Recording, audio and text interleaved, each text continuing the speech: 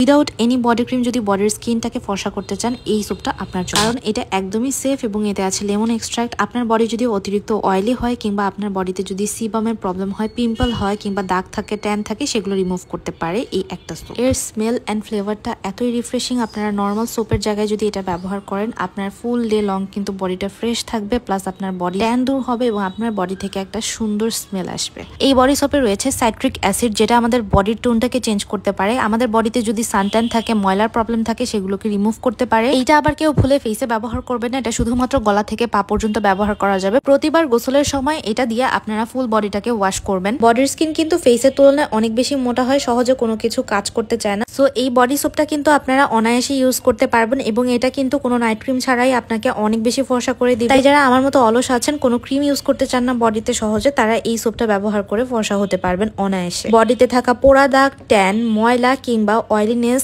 Balms সবকিছুই কিন্তু remove করতে পারে।